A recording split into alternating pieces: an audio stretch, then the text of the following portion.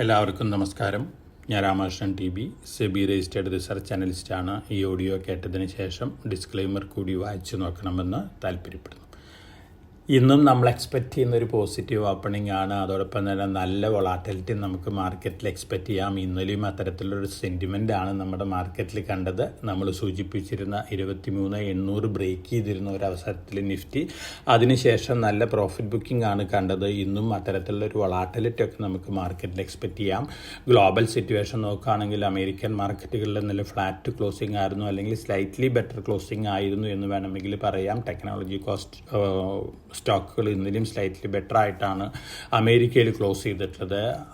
European മാർക്കറ്റുകൾ majority ഇന്നലെ better ആയിരുന്നു. കമോഡിറ്റികൾ നോക്കുകയാണെങ്കിൽ ഇന്ന് മോർണിംഗിൽ സ്ലൈറ്റ്ലി ബെറ്റർ ആയിട്ടാണ് ഗോൾഡ് ട്രേഡ് ചെയ്യുന്നത്. $3,025 പെർ ഔൺസിനാണ് സ്പോട്ട് ഗോൾഡ് ട്രേഡ് ചെയ്യുന്നത്. ഇന്നലെ ഗ്ലോബൽ മാർക്കറ്റിൽ റാലി ചെയ്തിട്ടുള്ളൊരു കമോഡിറ്റി കോപ്പറാണ്. കോപ്പർ നല്ല രീതിയിൽ വീണ്ടും മുന്നേറുന്നുള്ള റിപ്പോർട്ടുകളാണ് വന്നുകൊണ്ടിരിക്കുന്നത്. മറ്റ് കമോഡിറ്റികളെല്ലാം തന്നെ ഫ്ലാറ്റ് ലെവലിലാണ് ഇന്നലെ ക്ലോസ് ചെയ്തിട്ടുള്ളത്. ഇന്ന് മോർണിംഗിലും ആ ലെവലിൽ തന്നെയാണ് ട്രേഡ് ചെയ്യുന്നത്. ഇന്ത്യൻ റുപ്പി US ഡോളറിന് അഗൻസ്റ്റ് ആയിട്ട് ഇന്നലെ ഫ്ലാറ്റ് ക്ലോസിംഗ് ആയിരുന്നു. ഇന്നും ആ ലെവലിൽ തന്നെയാണ് ട്രേഡ് ചെയ്യുന്നത്. അമേരിക്കയിൽ നിന്ന് വന്നുകൊണ്ടിരിക്കുന്ന ന്യൂസുകളെല്ലാം തന്നെ സ്ലൈറ്റ്ലി പോസിറ്റീവ് ആണ്. April 2 ട്രംപ് അനൗൺസ് ചെയ്യാൻ പോകുന്ന റെസിപ്രോക്കൽ താരിഫുകൾ ഹാർഷായിരിക്കില്ല, അതുപോലെ തന്നെ കൺട്രി സ്പെസിഫിക് ആയിരിക്കും എന്നൊക്കെ പറയുന്നുണ്ട്. തീർച്ചയായിട്ടും ഇത്തരത്തിലുള്ള അനൗൺസ്മെൻറ്റുകൾ വരികയാണെങ്കിൽ ഒഫീഷ്യൽ അനൗൺസ്മെൻറ്റിന് ശേഷം മാർക്കറ്റ് ഒരു പോസിറ്റീവ് റിയാക്ഷനൊക്കെ കാണിച്ചേക്കാം. ഒപ്പം മോർഗൻ സ്റ്റാൻലി ചൈനീസ് സ്റ്റോക്കുകൾ വീണ്ടും അപ്ഗ്രേഡ് ചെയ്തിരിക്കുകയാണ്. കറണ്ട് ലെവലിൽ നിന്ന് ചൈനീസ് ഇൻഡെക്സുകളെല്ലാം തന്നെ 8% ഗെയിൻ ചെയ്യുന്നതാണ് മോർഗൻ സ്റ്റാൻലി പറഞ്ഞിരിക്കുന്നത് 2025.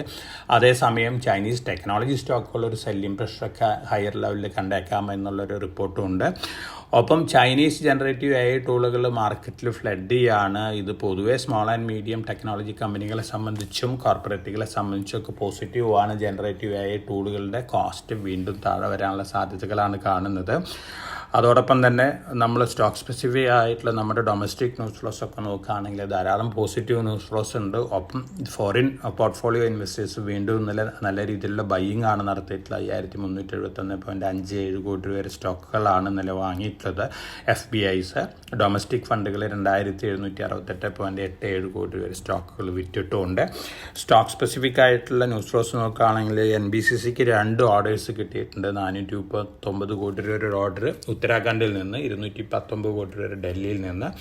JP അസോസിയേറ്റ്സ് ഇൻസോൾവൻസി പ്രോസസ്സിൽ കൂടെ പോകുന്ന ഒരു കമ്പനിയാണ്. അഡാനി ഗ്രൂപ്പും ബിഡ് ചെയ്തിട്ടുണ്ട്. 2.6 ബില്യൺ US വർത്ത് ബിഡിംഗ് ആണ് അഡാനി ഗ്രൂപ്പ് നൽകിയിട്ടുള്ളത്. 20 അതർ ബിഡേഴ്സും കൂടിയുണ്ട്. JSW സ്റ്റീലാണ് ഇന്ന് ലോകത്തിലെ ഏറ്റവും കൂടുതൽ മാർക്കറ്റ് ക്യാപിറ്റലൈസേഷനുള്ള സ്റ്റീൽ കമ്പനി. 30.5 ബില്യൺ US ആണ് JSW സ്റ്റീലിൻ്റെ ഇന്നലത്തെ മാർക്കറ്റ് ക്യാപിറ്റലൈസേഷൻ. രണ്ടാമത് നിൽക്കുന്ന US സ്റ്റീൽ കമ്പനി ന്യൂകോർ കോർപ്പറേഷനാണ്. 29.4 billion US. ArcelorMittal 26.9 billion US. Nippon steel Japan 24.5 billion US. Tata steel 22.9 billion US ആണ് മാർക്കറ്റ് ക്യാപിറ്റലൈസേഷൻ ഇന്നലത്തെ ക്ലോസിംഗ് പ്രൈസ് വെച്ച്. JSW സ്റ്റീലിൻ്റെ കപ്പാസിറ്റി 43 മില്യൺ ടൺ പെർ ആനായിട്ട് 2027 ഉയരാണ്. അതോടൊപ്പം തന്നെ 2030 51 മില്യൺ ടൺ പെർ ആനായിട്ട് ഉയരുകയാണ്. ഒപ്പം US മാനുഫാക്ചറിങ് ഫെസിലിറ്റിയുള്ള ഒരു സ്റ്റീൽ കമ്പനിയും കൂടിയാണ്. അപ്പോൾ ട്രംപിൻ്റെ അനൗൺസ്മെൻറ്റുകളിൽ കാര്യമായിട്ടുള്ള നെഗറ്റീവ് ഇമ്പാക്റ്റ് ഒന്നും കിട്ടാൻ പോകുന്ന കമ്പനിയല്ല JSW സ്റ്റീൽ. അതുകൊണ്ട് തന്നെ JSW സ്റ്റീലിനെ സംബന്ധിച്ച് പോസിറ്റീവായിട്ടുള്ളൊരു ബയാസാണ് എക്സ്പെക്റ്റ് ചെയ്യുന്നത്. വാരി energy 5.4 gigawatt solar cell manufacturing plant ഗുജറാത്തിൽ ഇനാഗ്രേറ്റ് ചെയ്തിട്ടുണ്ട്. ഇൻഡിജിൻ്റെ അയർലൻഡ് സബ്സിഡിയറി ഒരു കമ്പനി അക്വയർ ചെയ്തിട്ടുണ്ട്. BHEL US കമ്പനി ആയിട്ടൊരു ടെക്നോളജി പാർട്ട്ണർഷിപ്പ് അനൗൺസ് ചെയ്തിട്ടുണ്ട്. NCC 2 ഓർഡേഴ്സ് ബാക്ക് ചെയ്തിട്ടുണ്ട്. 10,804.6 കോടി രൂപ ഓർഡറാണ് ഉത്തരാഖണ്ഡിൽ നിന്നും മധ്യപ്രദേശിൽ നിന്നും ഭാരത് നെറ്റ് പ്രൊജക്റ്റിനുള്ള ഓർഡറാണ്. വെൽസ്പൻ എൻ്റർപ്രൈസസിൻ്റെ JVക്ക് ഒരു ഓർഡർ കിട്ടിയിട്ടുണ്ട്. 328.12 കോടി രൂപ. BMC മുംബൈയിൽ നിന്നാണ്.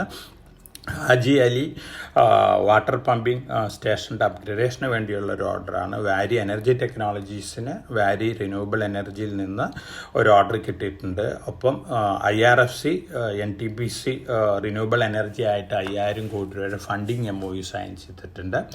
AB ക്യാപിറ്റലും ബിർള ഫിനാൻസും തമ്മിലുള്ള മെർജറിന് RBIയുടെ അപ്രൂവൽ കിട്ടിയിരുന്നു. ഈ ന്യൂസ് വളരെ പോസിറ്റീവാണ് AB ക്യാപിറ്റലിനെ സംബന്ധിച്ച്. കാരണം മെർജറിന് ശേഷം ക്യാപിറ്റലിൽ ഒരു ചേഞ്ചും വരുന്നില്ല. അതേസമയം അസറ്റ് ഹ്യൂജ് ഇൻക്രീസ് ആണ് അസറ്റ് ലെവലിലും കാണാൻ പോകുന്നത്. ലോങ് റണ്ണിൽ വളരെ പോസിറ്റീവാണ്. ONGC അവരുടെ സബ്സിഡിയറിയിൽ 3300 കോടി രൂപ റൈസ് ഇഷ്യൂവിൽ കൂടെ ഇൻവെസ്റ്റ് ചെയ്യാൻ പോവാണ്. ബാംഗ്ലൂരിൽ നിന്ന് അക്വയർ ചെയ്തിട്ടുള്ള റിന്യൂവബിൾ എനർജി പ്രൊജക്റ്റിന് വേണ്ടിയായിട്ടാണ് ONGC റിന്യൂവബിൾ ഇത്തരത്തിലുള്ള റൈറ്റ് ഇഷ്യൂ അനൗൺസ് ചെയ്തിട്ടുള്ളത്. ലോങ് റണ്ണിൽ പോസിറ്റീവാണ്. പൊതുവെ ഇതൊക്കെയാണ് മാർക്കറ്റ് ന്യൂസ് ഫ്ലോസ്. നമ്മൾക്ക് മാർക്കറ്റിൽ വീണ്ടും നല്ല രീതിയിലുള്ള വളാറ്റിലിറ്റി ഫർദർ എക്സ്പെക്റ്റ് ചെയ്യാം. നമ്മളെ സംബന്ധിച്ച് ഈ ധനകാര്യ വർഷത്തെ അവസാനത്തെ മാസമാണ്. അതോടൊപ്പം തന്നെ ഈ ധനകാര്യ വർഷത്തെ അവസാനത്തെ F&O കോൺട്രാക്റ്റാണ് ഈ ആഴ്ചയിലത്തെ.